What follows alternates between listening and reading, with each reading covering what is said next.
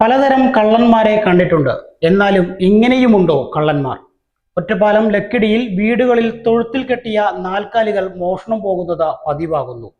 വളർത്തുമൃഗങ്ങളെ രാത്രികാലങ്ങളിൽ തൊഴുത്തിൽ നിന്നും അഴിച്ചു കൊണ്ടുപോകുന്നതായി പരാതി. ഒറ്റപ്പാലം പോലീസ് അന്വേഷണം ആരംഭിച്ചു. പലതരത്തിലുള്ള മോഷണ കഥകൾ നാം കേട്ടിട്ടുണ്ട്.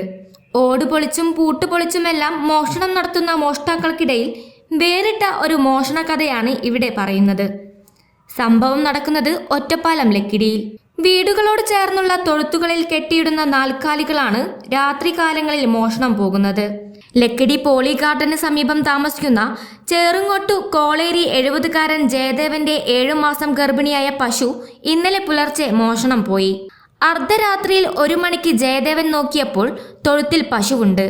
പക്ഷേ രാവിലെ നോക്കിയപ്പോൾ പശുവിനെ കാണാനില്ല. പശു പോയി.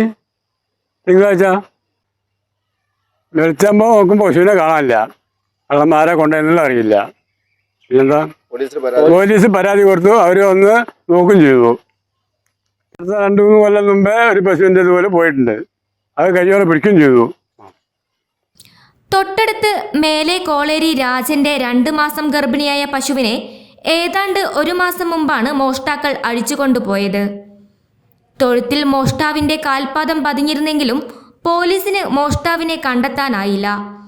തൊഴുത്തിൽ നിന്നും കയർ അറുത്തുമാറ്റിയാണ് ഈ പശുവിനെ മോഷ്ടിച്ചത്. 3 വർഷം മുമ്പ് സമീപത്തെ ദേവസ്യം കുന്ന് കുഞ്ഞിരാമന്റെ ആടുമാടുകളെയും മോഷ്ടിക്കാൻ ശ്രമം നടന്നിരുന്നു.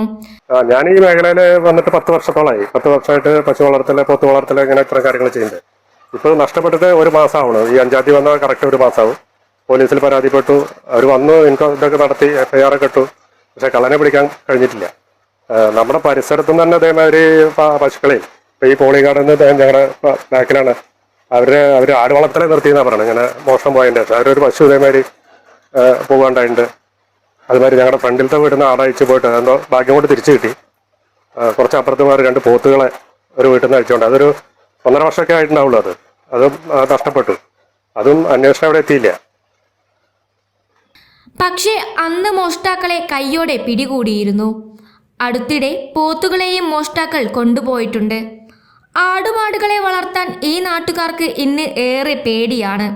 മോഷണ പരമ്പര തുടർക്കഥയാകുമ്പോൾ കിട്ടാവുന്ന കാശിന് കാലികളെ വിറ്റൊഴിവാക്കിയാലോ എന്നാണ് ഉടമകൾ ചിന്തിക്കുന്നത്.